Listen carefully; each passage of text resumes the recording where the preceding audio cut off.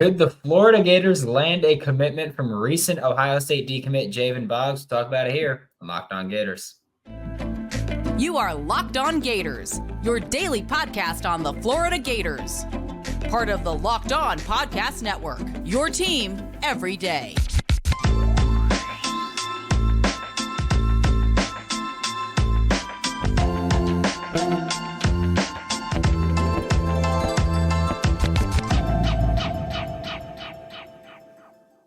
Hello and welcome back to another episode of Locked On Gators, part of the Locked On Podcast Network, your team every day. Thanks for making Locked On Gators your first listen of the day every day. We are available daily and free wherever you listen to the podcast and on YouTube.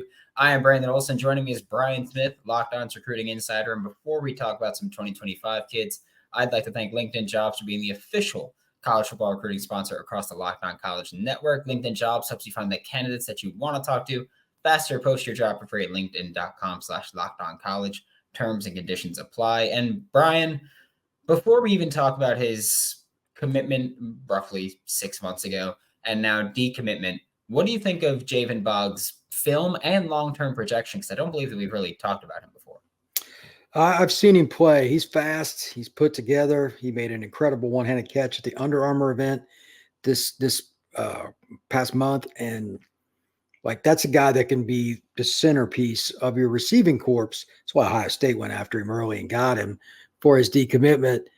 He's a great kid. He takes it very seriously. So all those things together, then you add the film, he smoked St. Thomas Aquinas. They had 4 DBs signed and he roasted them. He does it against big time competition at Cocoa. They fear nobody with their schedule. They play everybody they can, and they put it together every year and have a great unit. And he's their centerpiece. There's nothing not to like. Good kid off the field. I was chatting with him a little bit yesterday on Twitter. I think he's a guy that a lot of schools would be happy to have as their number one. If you could have him as your number 2 receiver, then you're rolling.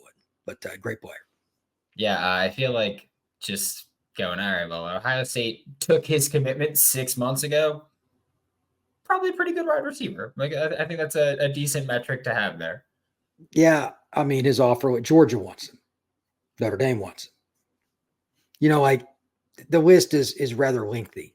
He could pretty much pick up the phone and go where he wants. Missouri's after him. They understand the passing game, obviously. That Luther Burden guy's solid. I would imagine that Florida has taken a bunch of speedy kids recently, and Jayvan can run, but he's got a little bigger frame, a little stronger. He's better at hand fighting and making the 50-50 ball look like more like a 75-25 ball. So, yeah, this is the kind of guy that would help accent the other players they already have on the roster, and he's at Cocoa.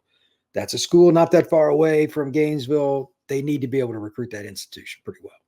Yeah, Florida was in the running when he made his initial commitment. I feel like publicly it was Ohio State or Florida were the 2 likely landing spots. And he's been very open that Florida's been pushing hard for his commitment, even while he was committed to Ohio State. That's been a thing that we know this coaching staff, for any criticisms you want to have of this coaching staff, we know that they don't just go, oh, you committed somewhere else, we're going to back off. Like they're going to continue poking and prodding there. So do you think that the Florida Gators have the juice to pull off the flip here of Javin Bogs?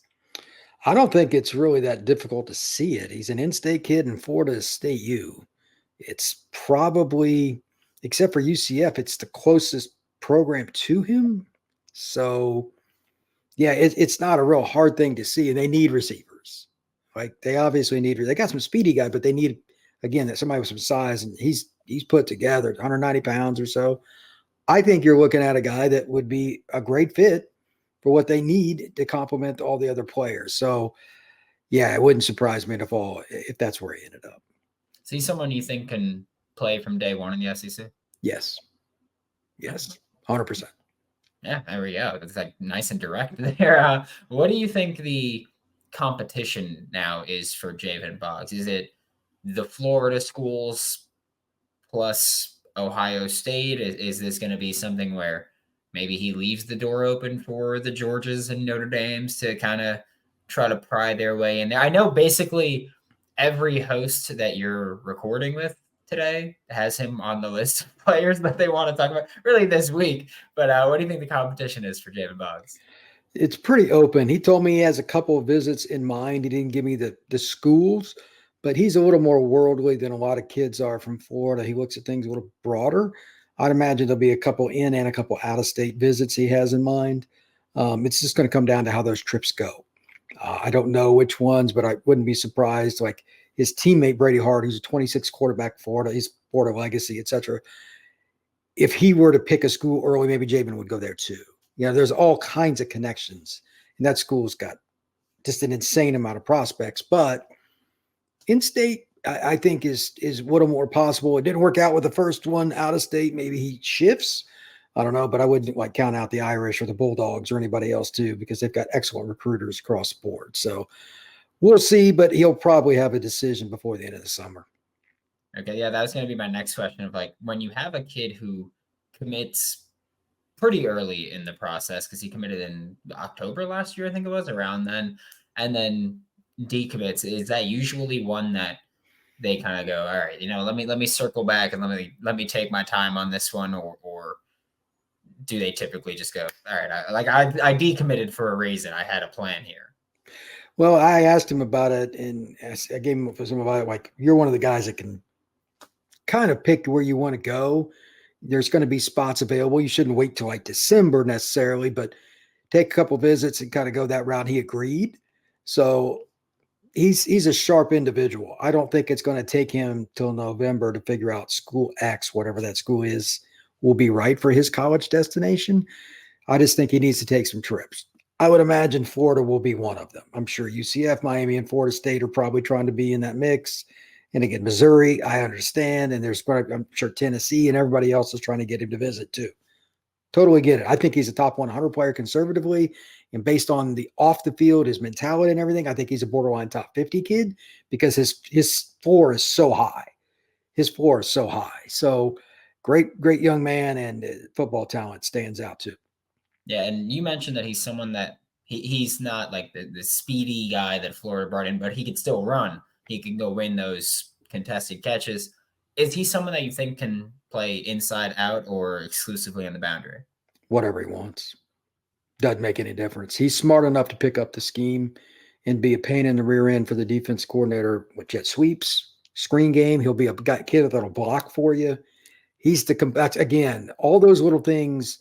While his testing numbers may not be the same as somebody else's, and he's a really good athlete, but he's not going to run 4.3. But at the same time, he'll do all those other things that make your team win.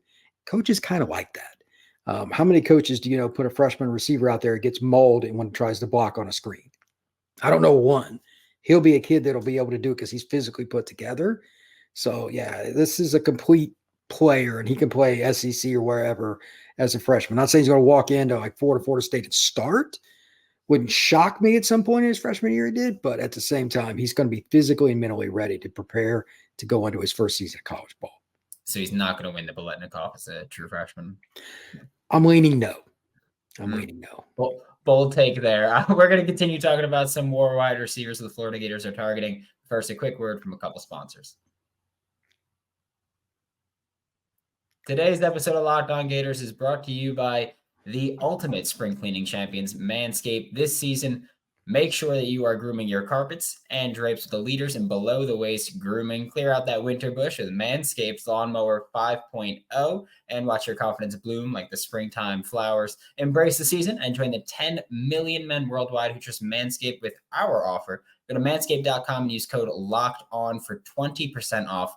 Plus free shipping. Get 20% off and free shipping with code LOCKEDON. That's LOCKEDON at manscaped.com. Nothing like a little spring cleaning in your pants. And today's episode of Locked On Gators is also brought to you by Better Together. If your bracket is already busted, if you're tired of that same old fantasy grind where you make a roster, cross your fingers and hope for the best, or if you're like me and you hate losing on the last leg of your pick'em entry, introducing Better Together, the first cooperative daily fantasy platform where teamwork triumphs talent and you can play with your friends, not against them. Pick more or less on real-time player stats. Strategize with your partner to boost your odds and climb the leaderboard together. Just saying, what I like to do is I grab a friend who's a fan of another team, say, hey, who from your team's going off? And we're going to pick more on them, or who sucks on your team. And we're going to go less there. Download Better Together now from the App Store and sign up using promo code Locked On. That's LOCKEDON for a free $5 entry into any NCAA basketball contest. Remember the code Locked On because winning alone is fun, but it's better together. Thanks for making Locked On Gators your first listen of the day. Every day we are available daily and free wherever you listen to podcasts. And joining me here is Brian Smith, Locked On's recruiting insider. And we're sticking with wide receiver conversation really for the entire day today. And the next player is Kobe Howard. What do you think of Kobe Howard's film? I've seen him since he was a freshman. I've known him for a long time. I don't even need the film. I've seen him enough live. He can fly. That's a kid that'll get over the top. It can beat you on a post. The game last year that they won at Western High School where he was, it was a really crappy field day because it was raining and everything. He took just a toss from the quarterback and made several guys miss and scored from like 80 yards. So it was the key play of the game, and it should have been a play that was like a 2-yard gain, but he punched it. He has the elusiveness, the speed that you think of with Florida athletes. This is the kind of kid that would have fit in Urban Meyer's offense, to put it in perspective. So Chris Rainey kind of guy, that kind of stuff. But excuse me, he's the kind of kid that's also ultra competitive. He'll win some 50-50 balls, despite not being the biggest guy in the world. But he can get deep on you more than anything else, and that can open up a lot of different things for the rest of the playbook. Yeah, so basically, based on your evaluation, kind of reminds me of the one a year that Billy Neighbors with Trey Wilson, with Tank Hawkins, that kind of 100%. Guy, getting the ball underneath, let him run. And he's got more advanced receiver skills than some other guys do coming out of high school, state of Florida or otherwise. He was like, I literally watched him when he was a freshman, 3 clips right in front of me. And I looked at the trainer and I said, that's an elite Power 5 kid when it was still Power 5. But and he's just continued to progress. He's got offers across the country for a reason. Yeah, I'm a little curious because he's listed as a 3-star by both On3 and 24/7. I don't think ESPN has him listed at all, and Rivals I think has him as a 4-star. But his offer list includes Florida, Florida State, Tennessee, Ole Miss, LSU, Notre Dame. This doesn't feel like a 3-star offer list, especially for a wide receiver. Like these are some schools that churn out talent there. Doesn't feel like a 3-star offer list to me. Well, everybody has opinions. He had an injury after his sophomore year and missed some time. But, I mean, the productivity is there, and who's still trying to get him is the biggest point. I think some of my brethren have ranked him a little low. I know John Garcia and I actually talked about this recently. He's got him ranked as a 4-star. He lives right down the road from where John does, so he's seen him play several times. But I don't know. I think he's a 4-star recruit all day. To each their own. I just disagree with some of it. But again, you can never have enough guys that run by the defense and make them decide whether they want to put an extra defender in the box. Urban used to talk about it all the time. It's about numbers. If you don't put enough guys in the box, we're going to run the ball on you. That was it. There was no real complex thought on it. Okay, you got 5 in the box. It's a run play. You know what I mean? So 2nd down and 5 never goes out of style. And Kobe can force you into some of those tough decisions. And if you do get aggressive, he can take it to the house. So, yeah, that's 4-star recruit.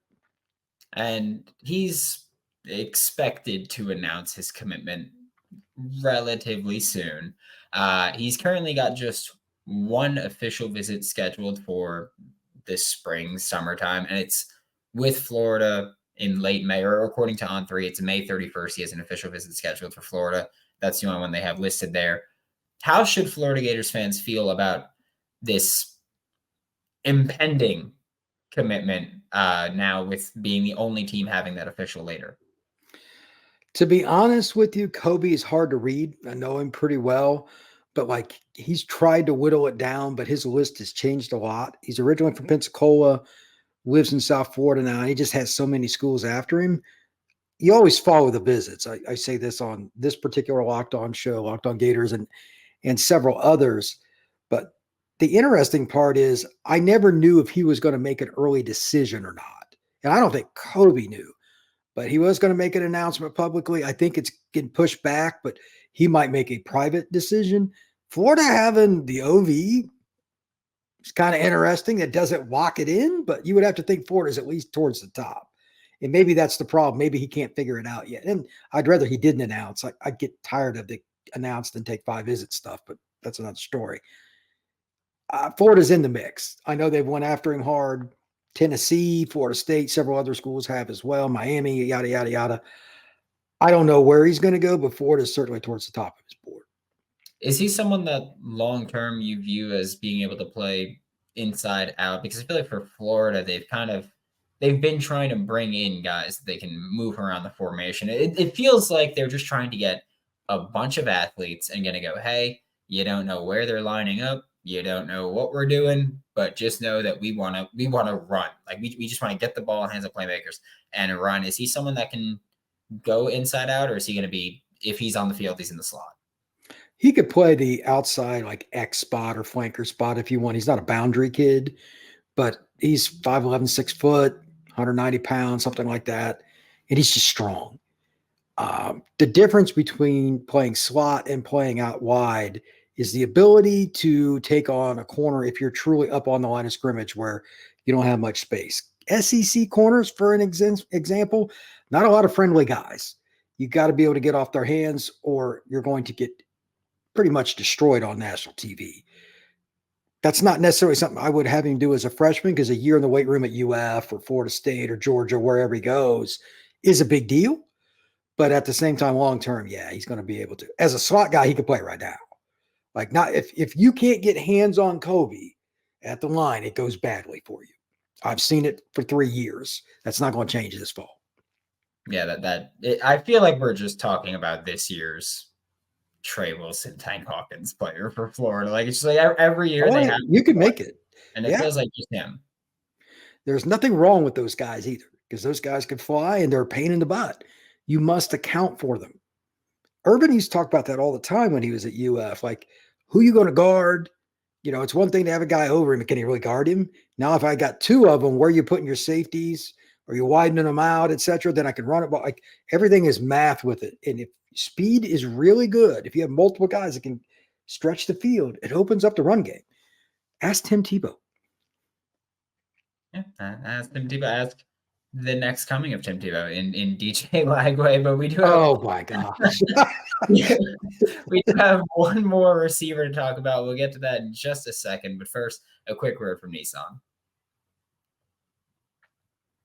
This week's March Madness bracket highlights brought to you by our friends at Nissan. Each week, we're picking one team that stands out, a team that's pushed it further than the rest, just like any of the all-new 2024 Nissan SUVs. These guys were able to take it to the next level. I'm going with the Iowa State Cyclones today. They're going to be described as a pathfinder for me, and I mean, they've been thrilling to watch. The Big 12 basketball this year, for some reason, is just the most competitive basketball that we've seen this season. It's been awesome to watch. Great defense played throughout the conference. I'm a defensive guy. It's fun as hell to watch. They've created a lane for themselves entering the tournament as one of the hottest teams in the country. And Illinois, Sweet 16, tough one there. Take the Nissan Rogue, Nissan Pathfinder, or Nissan Armada and go find your next big adventure at shopnissanusa.com. To wrap up today's episode of Locked On Gators, Brian Smith here, Locked On's recruiting insider. And we have one more player to talk about. It's a player that, for some reason, Florida and this university insist on being handcuffed together in these recruiting battles. Dalen Upshaw out of Phoenix City, Alabama. I know right now Auburn's kind of considered the favorite for him publicly. He has a visit scheduled for April 6th. Before we even talk about his recruitment, what do you think of him as a player? Game when he was there, and like the third play for scrimmage, everybody was trying to guard Cam Coleman, rightfully so. They went one-on-one bump coverage with him, and he went right by the guy like he was standing still, and he scored a touchdown. I'm like, okay, I don't know who that is, but that's a really good football player. And then I found out, okay, he's got some offers too, and he just kept ascending. He's been really good in the 7-on-7 circuit this spring. He's got the ability to go deep, obviously. He's getting a little bit bigger and stronger. he kind of fits again in that Tank Hawkins role. I'm not saying he's that fast, but he's a kid that can really run. It can make guys miss. He fits Florida traditionally. Like Spurrier would have liked this type of receiver. So there's nothing wrong with that. And I think he's a kid that he'll end up in the SEC or ACC, and he's a guy that'll end up starting too. He's not just going to be on a roster. What do they feed the kids in Phoenix City? Just out of curiosity, because I feel like in the past couple of years, we've seen quite a few guys come out of there. There was a kid, I forget the kid's name, but the 2018 Clemson team, that freshman receiver, he ended up getting hurt. He was, I thought by the end of the year, his best receiver in the country. Ross? What's that? Justin Ross? Yep. Phoenix City Central. I don't know, bro. But like per capita, that's one of the best. Like I live in Auburn now. Like this, it's 45 minutes away. This area, every high school has somebody. It's insane. Football is life and death here. And the athletes in the Columbus, Phoenix City area, holy moly, there are dudes everywhere. So I think it's pretty impressive. And I also think that this is a kid that's used to the competition like it's no big deal. Like he's just so accustomed to it. It doesn't bother him who he's going up against. And that's important if you're going to make the transition. Auburn's probably the team to watch, but I don't know if they'll take him right now. They're being really selective. Florida could end up being the kid or being the school he ends up with if they would take it. So I'm kind of curious where Dalen goes. Yeah, his recruitment right now is one that kind of is confusing for me because he's in recent months picked up quite a few offers. And I know that we're 8.5 months away from early signing day, but we talk about relationships all the time now with this and having so many late offers since January alone. He's added offers from Georgia, Tennessee, UCF, Ole Miss, Missouri, Houston, Kentucky, Kansas, Miami, Arkansas, Vanderbilt. Just from the Power 5 level alone, he's obviously added in some Group of 5 offers that were like, hey, we were in there too. They've all come in late. How does that impact a recruitment like this where he says, hey, relationships matter? And now you have all these new schools that are like, we want relationships with you. Let's figure things out. It's got to be hard. Like he's a pretty humble kid, but at the same time, it's cool. Like Cam Coleman, everybody in the country offered, and that's understandable. Like he was a guy they were, after in Auburn, Florida, et cetera. And then everybody saw Dalen, and then it just exploded. I've never asked him, but I guess it's got to be kind of overwhelming because there was a little time there where like he got an offer every few days, like, and there was some multiple offers, et cetera. I've never heard him really boast about it or anything. He's a 30 offer kid or whatever now, but it's just hard to figure out the visits. Next time I see him, I need to ask him, like, have you really figured out which schools you're going to take an OV to? Because again, he's just way back, humble kid from Phoenix City, taking it in stride. So I'm guessing the visits will be everything to him. He's traveled a little bit 7-on-7, but I don't think he knows anything besides Auburn, Alabama. I really don't. In this state, the kids, they know 2 schools, primarily in Georgia a little bit. That's about it. So I'll be curious to see if UF and, some of these other schools get an OV too, because Dalen could really run. And on any other high school team, just about he'd have been the best receiver. But he had Cam Coleman as his teammate last year. So he was a top 10 player nationally. Yeah, wow, wasn't even the best receiver on his team last year. And he's got 30 offers. Yeah. Yeah, it's wild stuff that they're feeding kids in Phoenix City there. But he's got some offers or some visits lined up that are unofficials right now, or taking some unofficials, has taken some in recent weeks. Help us maybe line things up where he took Clemson a couple of weeks ago, Florida State last week. He's got a Florida visit lined up for April 6th, I believe. An official lined up with Florida in early June. He's planning on taking an official to UCF in May. Can we kind of try to narrow it down to those right now, or is it still he recently got a lot of these offers, so it's probably going to be one that maybe takes a little bit to play out? I think it'll take it a while. I think he needs to understand the schools, because Auburn and Alabama are about all he knows. It's not the same to take a track. He's been to UCF. Whoopee, you've been there once. That school has 70,000 students. How much of that campus did you really see? So the second trip schools will be the important ones. Florida State recruits the hell out of the state of Alabama. They really put a focus, and Billy's done a pretty good job of it too. It's just hard to get kids from here, but if Auburn or Alabama or perhaps both don't really go after Dalen, I'd be surprised if one of the schools in the state of Florida wouldn't be happy to sweep him up. So I don't know. I'm surprised Auburn didn't already take him because I think that's where he would have went. But got a feeling he might slip through their fingers because they're going to wait too long. So maybe the trip to UF will be the difference. Maybe it's another school. Maybe it's Florida State. I don't know. But he needs to see it, and he'll know when he does. It'll be kind of a back end story instead of an upfront where a kid knows where he's going to go. Thanks for making Locked On Gators your first listen of the day every day. This is Brian Smith, Locked On's recruiting insider and the host of Locked On Seminoles. Catch him all throughout the Locked On College Network, and he's just locked on Javin Bogs this week. That's just what he's doing. And that's just how it goes. We'll be back next time. Talk more Florida Gators football for Locked On Gators. Olsen. Don't forget to follow me on Twitter at WNS_Brandon. Find my written work with Giants Country and NFL 33, and I'll see you all next time.